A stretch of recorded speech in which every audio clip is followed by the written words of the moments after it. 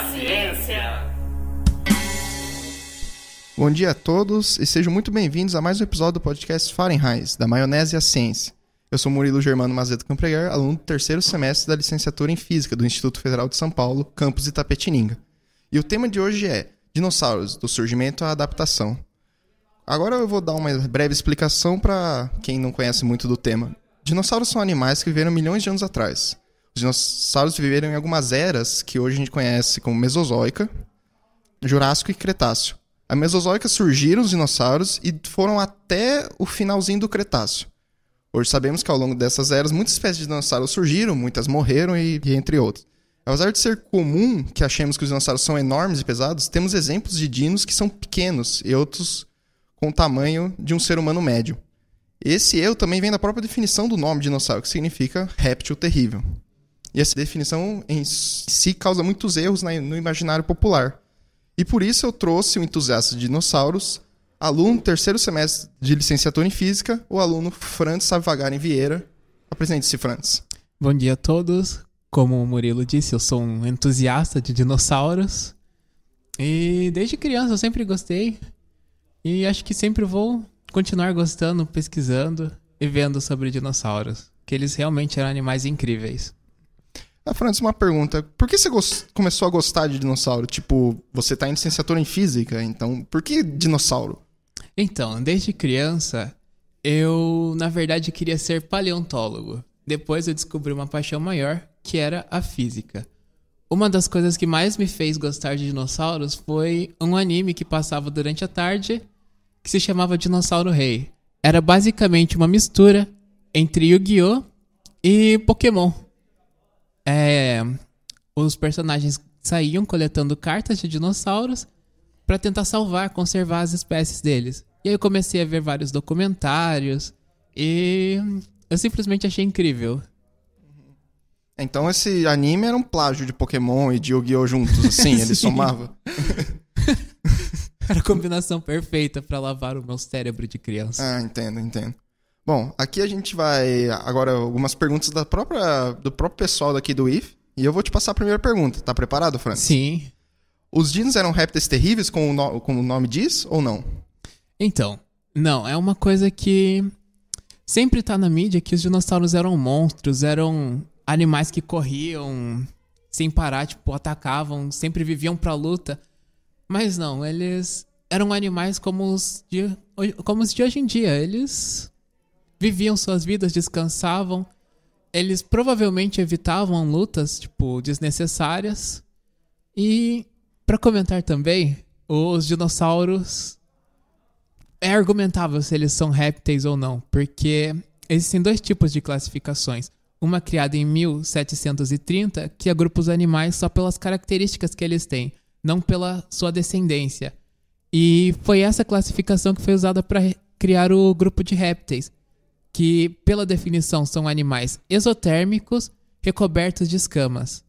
E, como vamos falar futuramente, dinossauros, eles eram recobertos de penas. Se você considerar os dinossauros como répteis, as aves também são.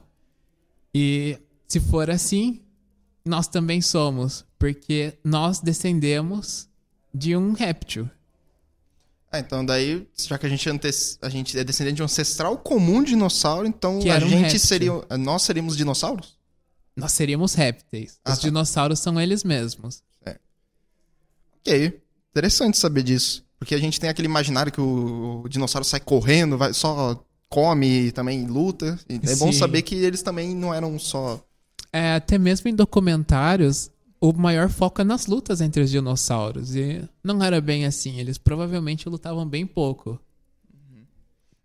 Provavelmente para evitar danos maiores, porque convenhamos. Não, você pensa.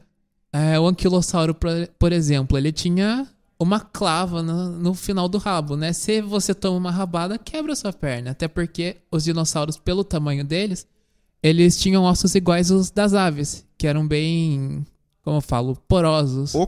Oco por dentro, assim, porosos. Sim, era fácil de quebrar. Então, se eles tomassem um golpe daquele, eles já eram. Provavelmente iam morrer.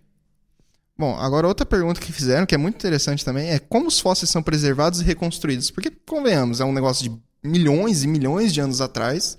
E daí o pessoal pega e monta, encaixa uma na outra ou não é assim? Então, é um processo meio complexo. Primeiro que a fossilização, pelo menos de fósseis de dinossauros, tem dois tipos principais. Que é uma em que primeiro precisa estar nas condições, né, perfeitas de um animal ser soterrado logo depois de morrer. E com o tempo começa a entrar água, né, onde o animal está enterrado, soterrado. E aí pode acontecer duas coisas diferentes.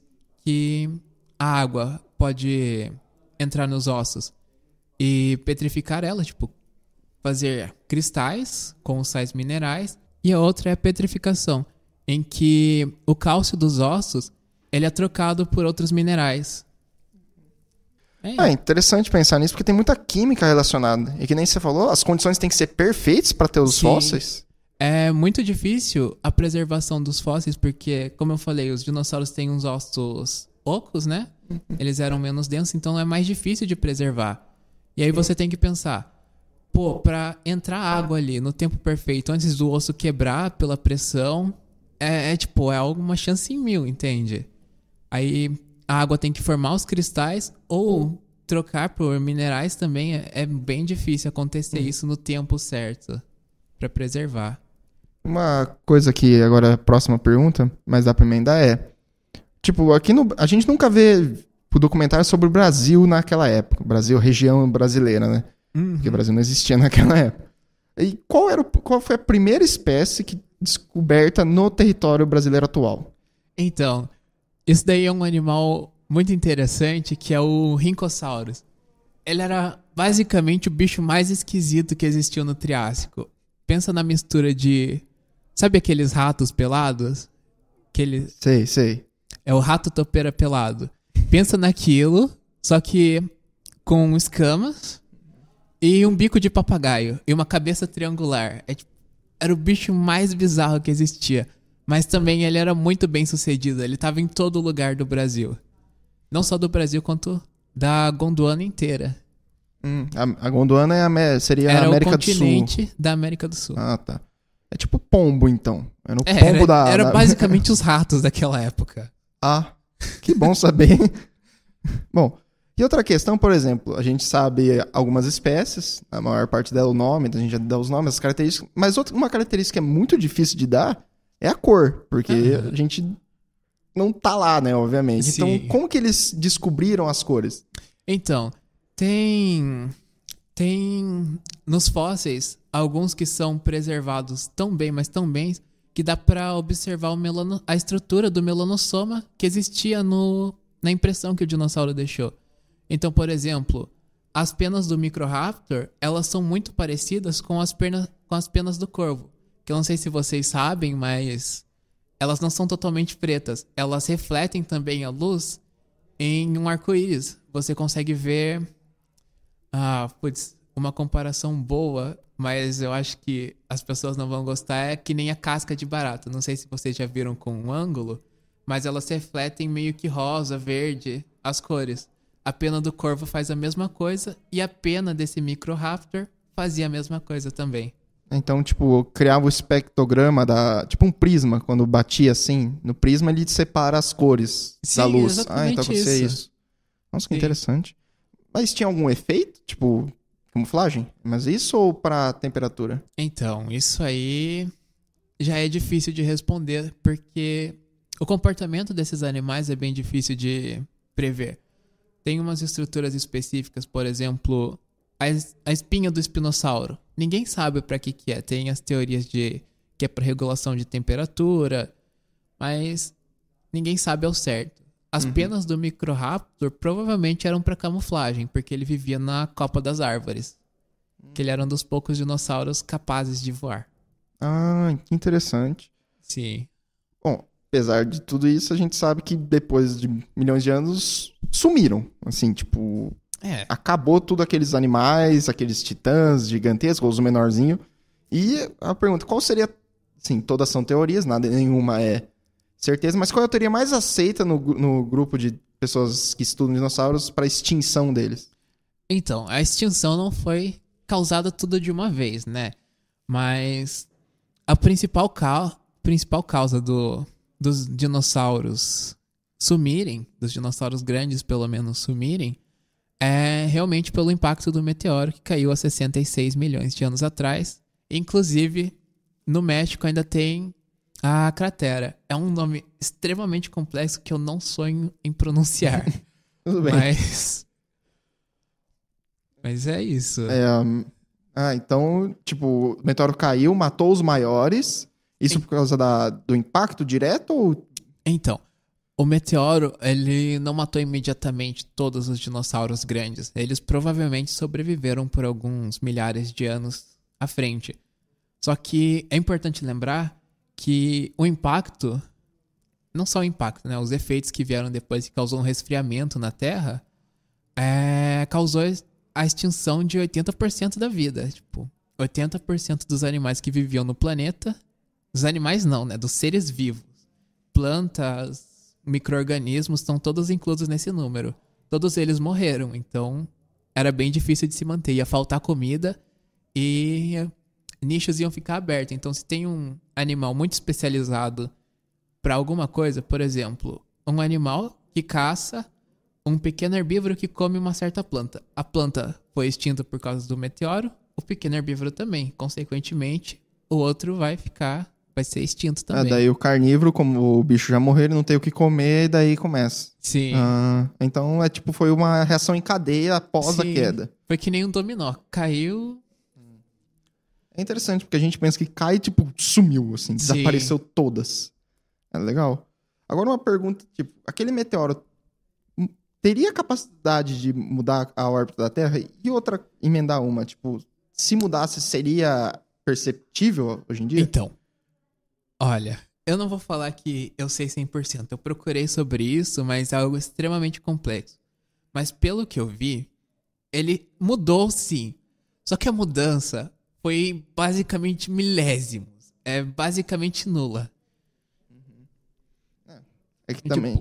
é que o efeito, o meteoro, se você parar pra pensar, é que nem jogar uma bola de papel na parede. Pros micro-organismos que estão no local que ele atingiu, é o apocalipse. Mas pra parede em si não é nada. Realmente, faz sentido. Porque também acho que pra ser um meteoro, pra mudar a colisão, teria que ter feito um baita meteoro. Então, teria que ser um negócio gigante, tipo a colisão da Terra com um planeta ou uma lua que formou a Terra atual e a Lua atual, né? Teria que ser algo dessa escala, eu acho que pra afetar realmente. E também a gente não estaria aqui, né? Porque, se a gente ser daquele uma lua igual a nossa, colhisse igual a gente, acabou tudo. Acabou, já é. Acabou tudo, não tem mais nem o que falar. Bom, agora, saindo disso, você falou que daí virou a Era do Gelo, né? Depois do negócio da efeito estufa. Assim, não foi bem uma Era do Gelo, é como se fosse o aquecimento global que tá acontecendo agora. Formou... Eu não sei se vocês já viram, mas... já ouviram falar do inverno nuclear, que se soltassem várias bombas nucleares, o mundo ia ficar revoltado de poeira. E isso ia impedir a entrada de raios solares. Foi basicamente o que aconteceu.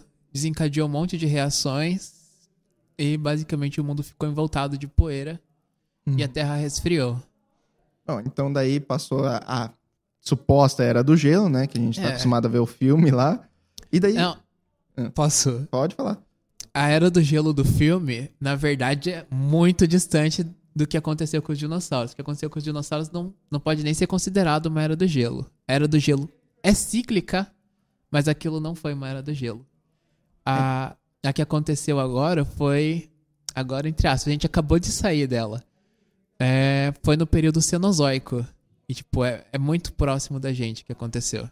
Alguns milhares ou milhões de anos? Milhares. Os seres humanos se desenvolveram na Era do Gelo. É verdade, aparece no primeiro filme de Era do Gelo. Sim, os hominídeos viveram sobre ela. Então não é nem um pouco próximo. A extinção dos dinossauros e a Era do Gelo. Não foi uma não, direitinha, assim.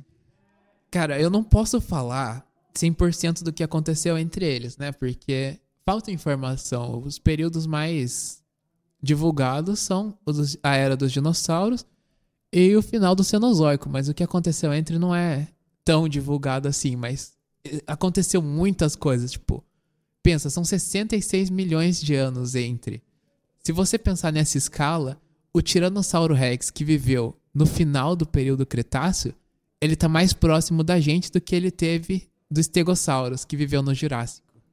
E é engraçado que a gente pensa que todos eles viveram juntos, assim, tipo, Sim. todos no mesmo ambiente e tal. Sim.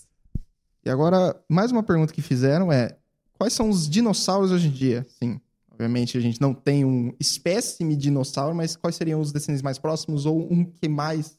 Então, nós temos dinossauros modernos e talvez alguns tenham no seu quintal, alguns vejam voando por aí na rua, que são as aves. Aquele maldito pombo da praça é um descendente dos dinossauros. Rato voador. A galinha é um dinossauro. Então, é algo triste de se pensar a decadência, né? Mas tem algumas aves que mantêm o legado dos dinossauros. Tipo, a ave secretária da África é incrível. Ela é basicamente um dinossauro melhorado. E no período Cenozoico também, aproveitando que a gente tinha acabado de falar, viveram umas aves que tentaram recriar o sucesso dos dinossauros, que eram as aves do terror. Elas eram aves gigantes, tipo, gigantes mesmo, que ativamente caçavam os animais daqui. Eles eram os principais predadores da América do Sul durante o período Cenozoico. É tipo condor americano, aquele enormezão lá, aquele urubu gigante. Sim, só que muito maior. E elas não voavam, elas eram realmente a estrutura de um dinossauro. Elas tinham... As asas dela eram minúsculas, igual os bracinhos do Tiranossauro Rex, pernas robustas, a cabeça gigante com o intuito de bicar a presa até a morte. Que agradável. Então elas eram menores que dinossauros, essas aves, mas Sim, elas eram muito maiores que os animais de hoje em dia. Sim, elas eram... é caçoar o nome? Sabe aquela ave da Austrália que tem um pescoço azul? Eu não lembro o nome agora. Tô sabendo. Eu acho que é caçoar o nome. Mas era basicamente aquilo lá com esteroides. A Austrália tem uns animais muito loucos. A gente falou dos descendentes dos dinos hoje em dia, né? Tremendão. E onde viveram os dinossauros? Tipo, a gente vê só em filme e documentário nos Estados Unidos, aí alguns na África, e tipo, viveram só nesses dois locais? Eles estavam em todo lugar. Basicamente, a Terra era dominada mesmo pelos dinossauros. Inclusive, aqui na América do Sul tinha umas espécies muito doidas, tipo... o Carnotaurus, que é basicamente um búfalo dinossauro. O que ele fazia?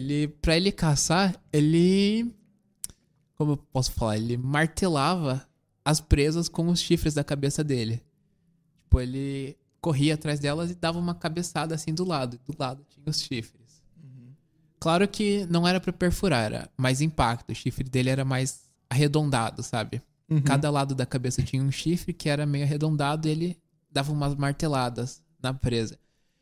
Tipo, tem umas coisas muito doidas e eles viveram em todo lugar. Recentemente, tinha um dinossauro que pensavam que era uma espécie de raptor, né? Tipo, os Velociraptors do Jurassic Park. Só que ele não tinha nada a ver, ele era um Teresinossauro. Que eu não sei se vocês conhecem, mas é aquele dinossauro que tem uma garra gigante. Que é basicamente um dos poucos herbívoros dentro do grupo dos terópodes. Que inclui os tiranossauros e a maioria dos carnívoros. Ele era um teresinossauro. Tipo, ele era um tiranossauro herbívoro? É basicamente isso. Sabe o Gallimimus que aparece no Jurassic Park? Imagine o pescoço dele no corpo de um Tiranossauro Rex. Só que ao invés de ter pernas robustas, ele tinha um braço com 3 serrotes na mão. É tipo a preguiça, por exemplo. Que a preguiça ela tem aquelas garronas e tal. Mas só que obviamente não é lento. Só que muito maior. E não tão lento. Sim. Tem uma espécie que é o Deinocheirus, que se traduzir o nome dele se chama Mãos Terríveis. Porque a mão dele realmente era terrível. E óbvio. Pensar, por exemplo, aí agora, como eram os ecossistemas, por exemplo, a gente tem na Amazônia, todo aquele ecossistema funcionando bonitinho e tal, apesar de alguns problemas externos, né? E a gente tem Mata Atlântica e tal, e como era com os dinossauros? Então, Na África, durante a maior parte do tempo da era Mesozoica, ela foi meio que um pântano.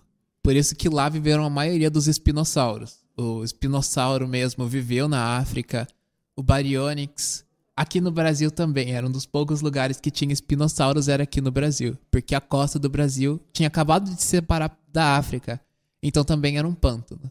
E antes disso, no Triássico, enquanto a Terra ainda era Pangeia, aqui era totalmente um deserto. Então foi de um extremo para outro, extremamente seco para extremamente úmido. Isso era na época da Pangeia, lá que era tudo juntinho assim? Sim, no Triássico era Pangeia. E como aqui o Brasil e a costa da África, eles estavam tudo no meio da Pangeia, então não chegava umidade do mar para lá. Era tudo desértico. E aí quando começou a atividade tectônica, né, se separaram os continentes na Gondwana e na Laurásia, o que aconteceu? Começou a fazer um mar entre a Gondwana e a Laurásia, né? E então se criaram pântanos onde eram desertos. E aí foi uma coisa doida. A vida começou a experimentar com uns negocinhos bem estranhos. Tipo aquele bicho, o Rhincosaurus, que eu falei no começo, que era uma esquisitice.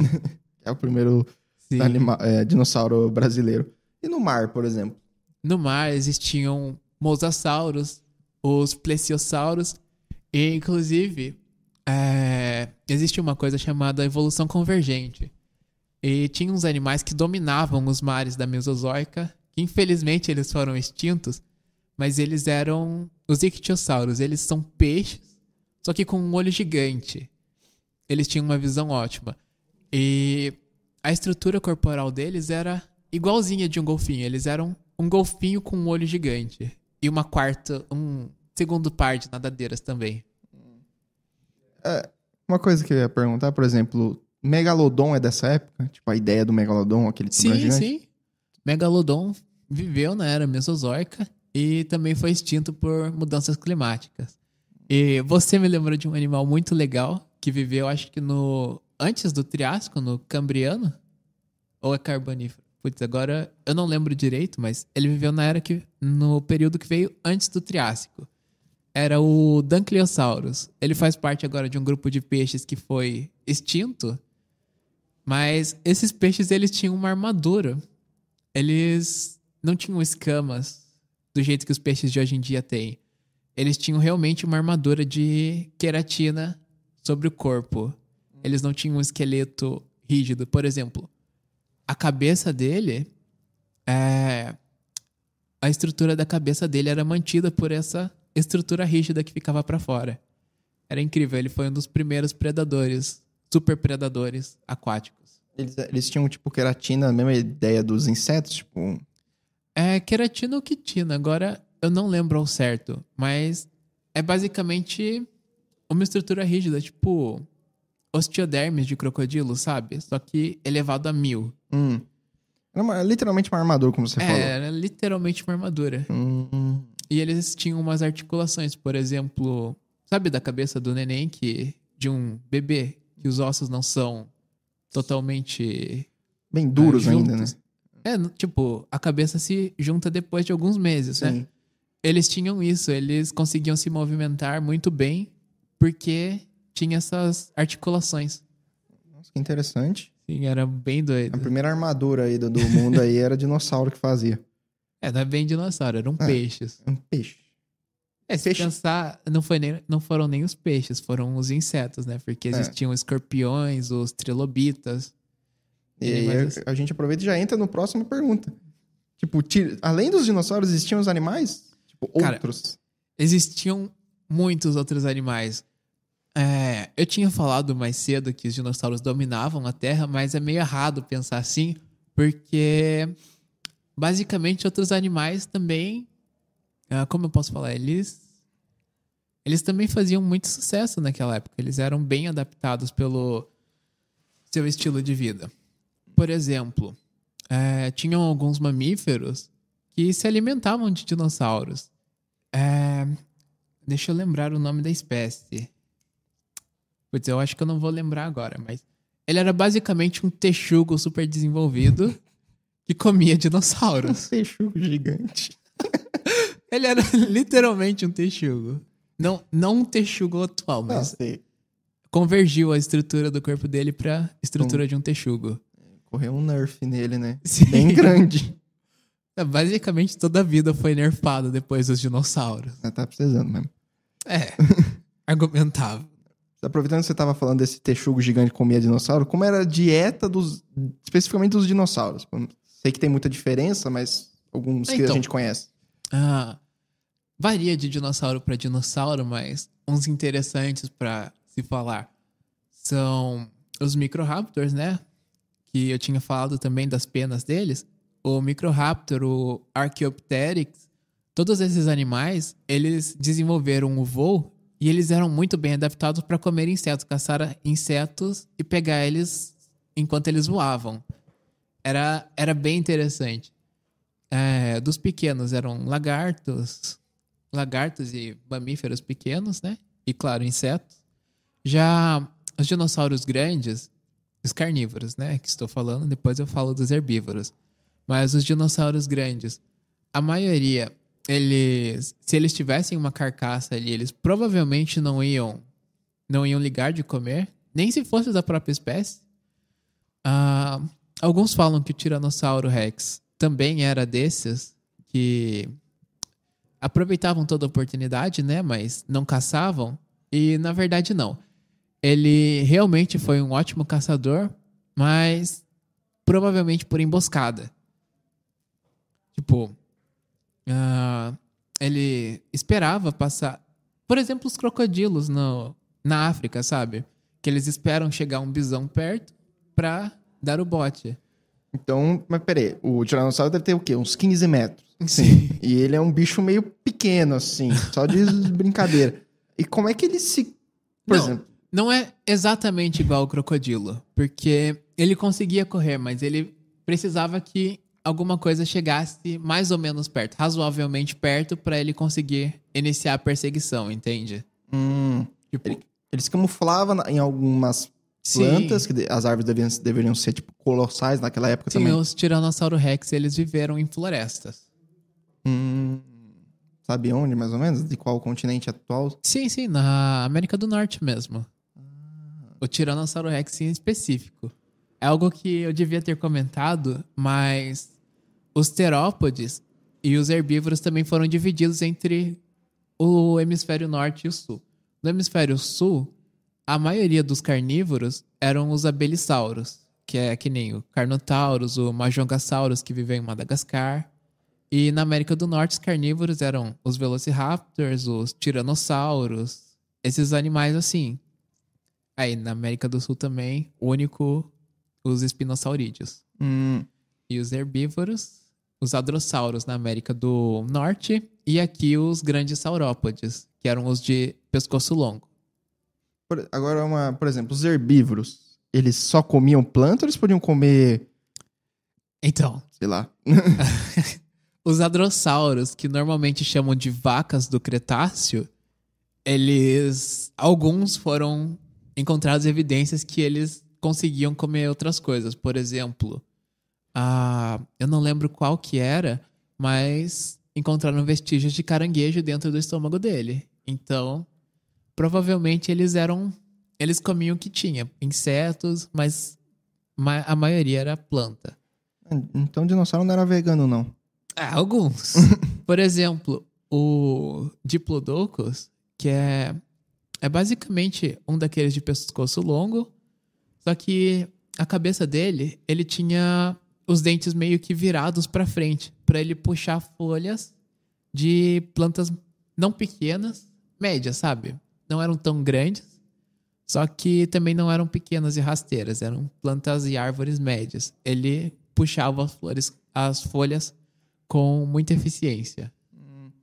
Agora, saindo da dieta deles, vamos ver, qual é o maior dinossauro conhecido e qual é o menor? Olha só, o maior, ele provavelmente foi um titanossauro e provavelmente viveu na região da Argentina, Brasil, que é apropriado o nome dele, o Argentinossauros. Ele podia chegar até 37 metros de comprimento. Era gigante. Agora, o menor. O menor era o Austroposeidon, que viveu aqui também perto em Presidente Prudente, em São Paulo. Aí tem casa lá? Viveu onde era, né? Então, mas quanto ele media, mais ou menos? Então, eram pequenos. Eram 25 centímetros, por aí. Eram bem piquetuchinhos. Meu Deus. Tem os Compsognathus também, e outros dinossauros. Os Microraptors também eram bem piquetuchos, né? Agora, a gente vai falar, que nem você falou do Microraptor, a gente vai falar sobre uma série de filme muito famosa, que faz muito sucesso, e provavelmente muita gente gostou de dinossauro por causa dela, e ninguém sabe que tem muito erro, que é os erros na saga Jurassic Park, Jurassic World, e todos os Jurassic que tem. Então, primeira coisa mais óbvia, eles não tinham penas. Segunda coisa, essas daí são bem populares, né? O Velociraptor não era gigante daquele jeito. O Velociraptor do Jurassic Park tá mais pra um Deinonychus ou pra um Utahraptor. Outra coisa, a posição das mãos dos dinossauros. No Jurassic Park, a palma das mãos deles tá virada pra trás. Na verdade, se um dinossauro vivesse com a mão assim, a mão dele estaria quebrada. Faz sentido. Eles teriam que ter a palma da mão virada uma pra outra, entende? Tipo, a mão ficaria reta assim na frente. Aí facilitaria, tipo, agarrar algumas coisas assim. Sim, sim. Do que aqui não teria como, faz sentido. Sim. Outra coisa meio óbvia é que híbridos não iam conseguir existir. Também não dá pra extrair, tristemente, não dá pra extrair DNA de dinossauros de âmbar. Senão, nossa, eu acho que eu falei errado o menor dinossauro. Porque o menor dinossauro, eu não vou lembrar o nome da espécie, mas ele é um dos menores também. Pode até ser o menor, que era um pequeno pássaro que acharam o fóssil dele. O único fóssil que sabem dele é um crânio preservado dentro de âmbar. Então, se desse pra extrair, provavelmente esse seria o melhor. Só que, infelizmente, o DNA começa a se decair conforme o tempo. Então, por exemplo, sempre tem, tipo, no Jurassic Park, a ideia dele é eles terem pego o DNA de um dinossauro pelo âmbar, pernilongo pelo que tá lá. Não ia dar pra fazer isso. E eles falam que... Eles mesmos falam que o DNA, ele se decompõe, né? Eles tentaram completar a lacuna com DNA de sapo. E, cara, Sapo? ia gerar um mutante. Não Não ia iam ser ser dinossauros. dinossauros. Sim. É interessante isso, que dá pra inserir DNA de outros animais em outros animais. Tipo o Glowfish, que é aquele peixinho que brilha no escuro. É bonitinho demais, tem DNA de água-viva dentro deles. Dá, mas acho que, tipo, nesse caso, seria um bicho meio... Tipo, bugado. o peixinho é só a produção... de Sim, luz. da luminescência, da substância que causa luminescência. Já isso daí que eles tentam no Jurassic Park é pra produzir um animal inteiro. Aí já extrapolou tudo que Sim. poderia. Uma pergunta aí agora é minha, por exemplo, pterodátilo é um dinossauro? Então, volta pra aquele negócio de répteis. Se você considerar os dinossauros répteis, então, sim, é argumentável. Mas não. Os pterossauros e os répteis marinhos, os mosassauros, os plesiosauros, eles não eram dinossauros. Eles eram arcossauros. Então, todo dinossauro, pterossauro e mosassauro era um arcossauro. Mas nem todos eram dinossauros. Só os dinossauros eram os dinossauros. Então, tipo, tinha dinossauros, arcossauros e outros tipos. Sim, não, tem os arcossauros e os arcossauros. Eles têm os dinossauros. E ao mesmo tempo que se desenvolveram os dinossauros separadamente da descendência dos arcossauros, surgiram os répteis modernos, tipo os crocodilos, os pterossauros e esses outros répteis marinhos.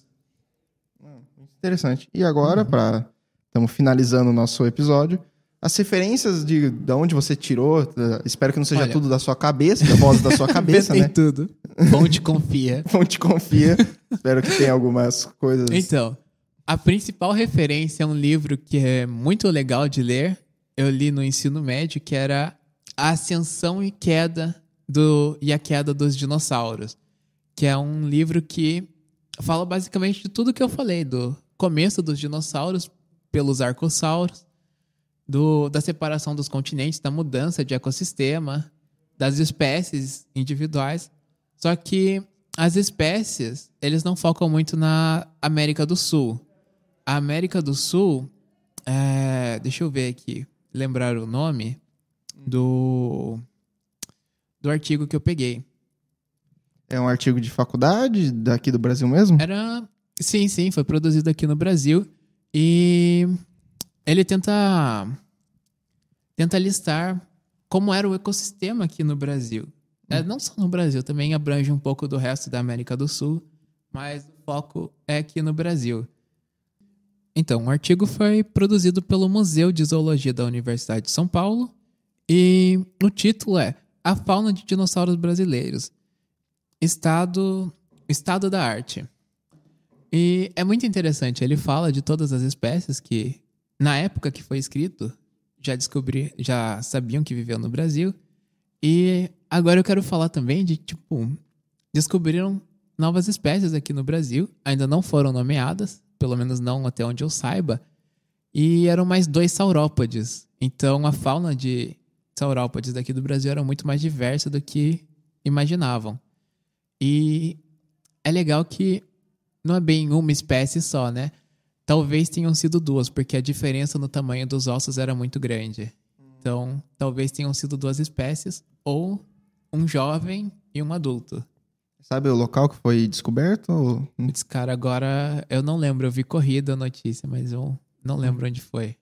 Por exemplo, agora, alguém que quer, obviamente ver um dinossauro não dá, mas, ver fósseis e tal, aqui no Brasil tem locais grandes? Sim, tem no Museu de São Paulo, não vou lembrar o nome, mas tem no Museu de São Paulo. E aqui se não me engano, era no estado do Piauí, lá tem um grande sítio arqueológico também. É da hora de estar procurando visitar esses lugares.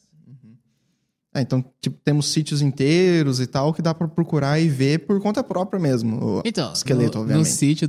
No sítio arqueológico, logicamente, você não vai ir lá, né?